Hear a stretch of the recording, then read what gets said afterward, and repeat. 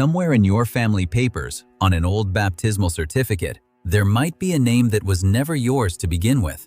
A name a colonial government handed your ancestors, or a name a king once carried. 10 Filipino surnames, 10 hidden bloodlines. Some were forced onto families by decree, some belonged to conquistadors. Some were carried by native rulers who refused to kneel. And one, the last name on this list, still belongs to a royal house that never disappeared.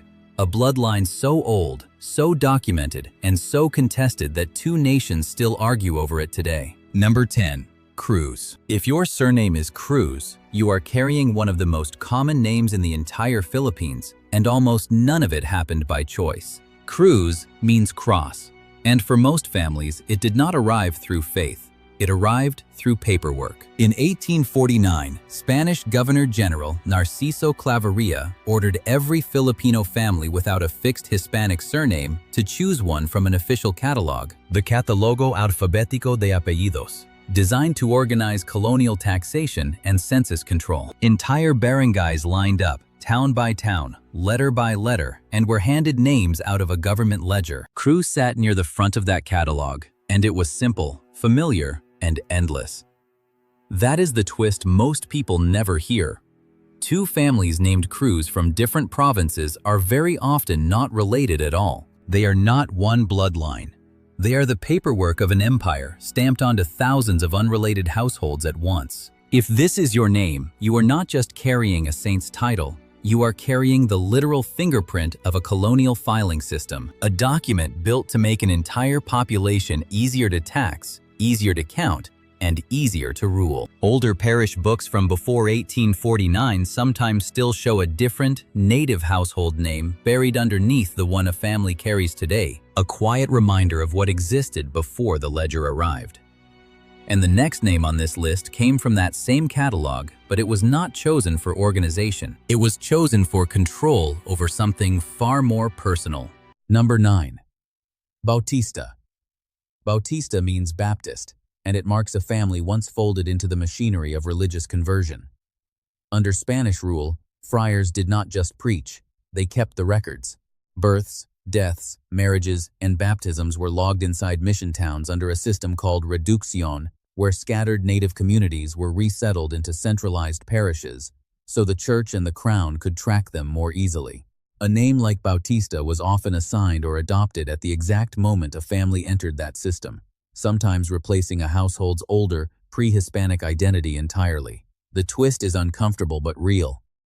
Many Bautista families descend from households that practiced entirely different spiritual traditions before mass conversion swept through their town in a single generation. The name is not a badge of faith freely chosen.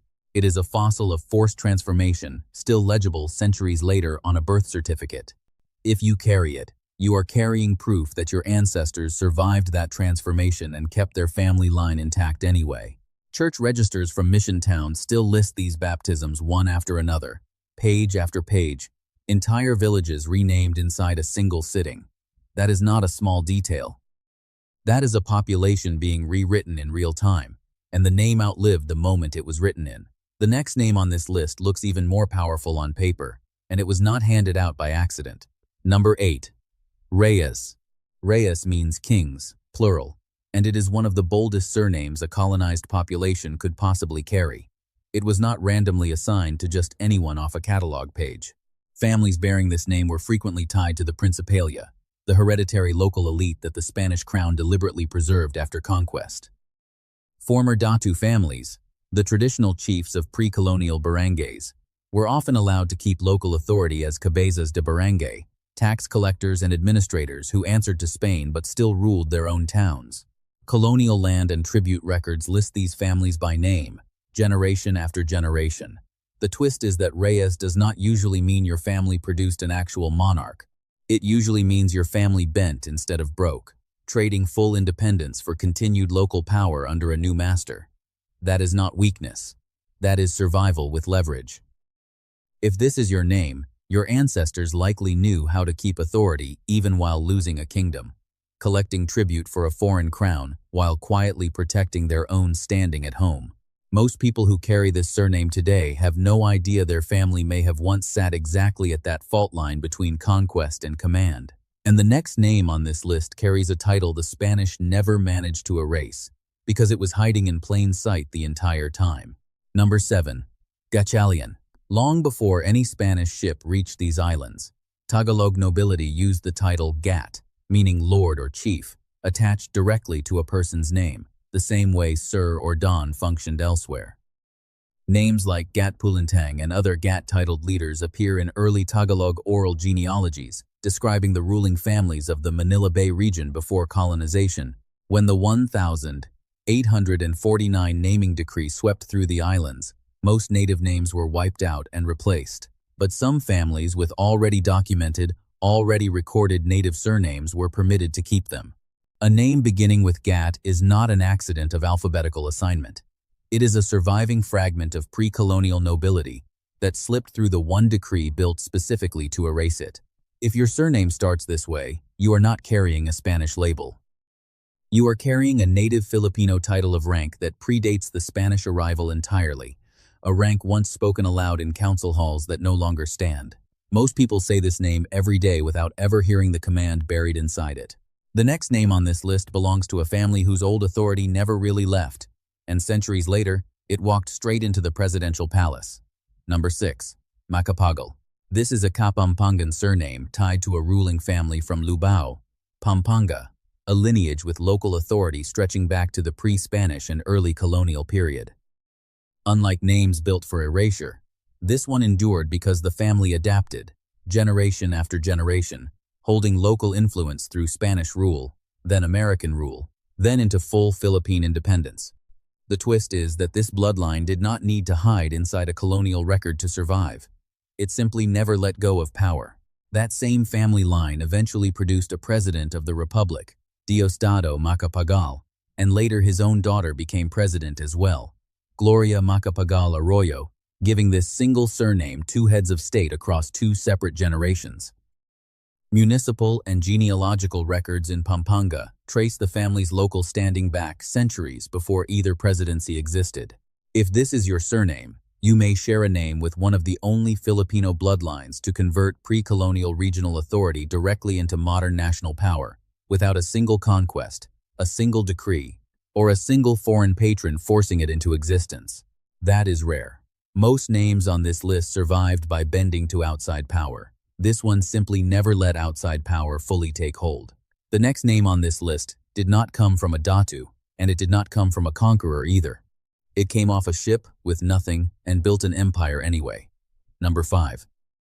Cojuangco. This surname traces to Chinese immigrant merchants of Hokkien origin who settled in the Philippines during the Spanish colonial period. Chinese communities were tightly restricted under Spanish rule, confined to a walled trading district called the Parian, taxed heavily, and at several points in history targeted by outright massacres driven by colonial suspicion and fear of Chinese economic power. The twist is brutal. Those same restrictions, designed to control and contain Chinese presence, pushed many Chinese immigrants toward Catholic conversion and intermarriage with local Filipino families, simply to survive and remain in the islands legally. That forced assimilation created an entirely new class, the Chinese mestizos, who went on to dominate trade, sugar production, and landholding across entire provinces. The Cojuangco family became one of the wealthiest and most politically influential dynasties in the country, eventually producing President Corazon Aquino and controlling vast agricultural estates still debated in Philippine politics today. If this surname is yours, your family history is a story of exclusion turned into empire, of a people once confined behind a wall who ended up owning the land around it. Colonial trade ledgers and old Parian tax records still list Chinese households by trade and district. The paper trail of a community the empire tried to contain, and instead helped create. The next name belongs to the man who started the entire colonial machine in the first place. Number 4. Legazpi. Miguel López de Legazpi led the Spanish expedition that founded Manila as a colonial capital in 1571, effectively launching more than 3 centuries of Spanish rule across the archipelago. Soldiers, officials, and settlers connected to his expedition carried variations of this surname into colonial administrative records, and it spread through military assignments, land grants, and intermarriage long after the man himself was gone. The twist is that most modern bearers of this name are not direct blood descendants of the conquistador himself. The surname spread the way conquest always spreads, through soldiers claiming affiliation, through administrators recording lineage loosely, through generations blending into a single recognizable name. Spanish colonial chronicles documenting the Legazpi expedition remain some of the most cited historical sources on the founding of Manila. If you carry this name, you carry a direct link to the founding document of the entire Spanish Philippines. The moment a single expedition turned a scattered archipelago into a single colonial territory on paper. That is not a footnote. That is the opening page of everything that followed on this list. But for every conqueror on this list, there was a ruler who said no, and that name survived too. Number 3. Tupas. Raja Tupas was the last native ruler of Cebu, the king who faced Legazpi's forces directly when Spanish ships arrived in 1565. He resisted, then negotiated, then formally submitted, and was baptized under the Christian name Felipe, a deliberate echo of King Philip II of Spain. The twist is that submission did not erase his bloodline.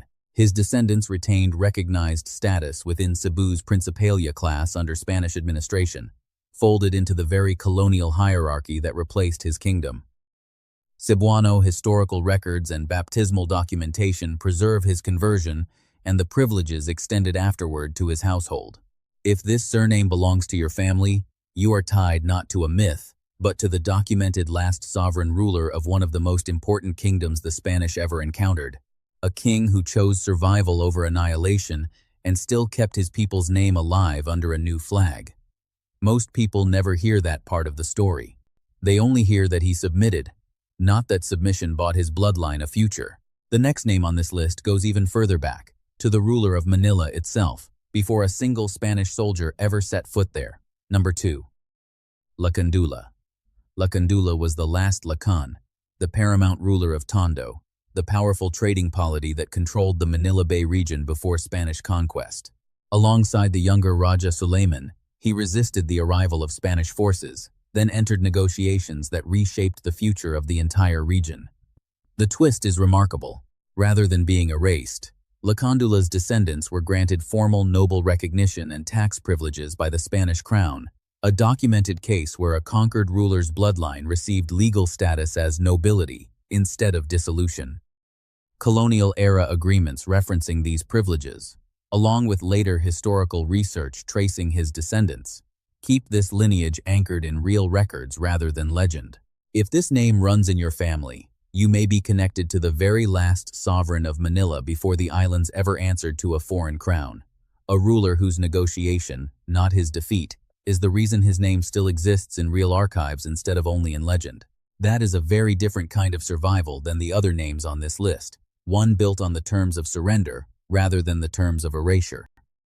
But of everything on this list, nothing compares to a bloodline that still holds a throne, even without a kingdom left to rule. Number 1. Kiram. This is the royal house of the Sultanate of Sulu, a ruling dynasty stretching back to the 1400s, centuries before Spain ever reached these waters.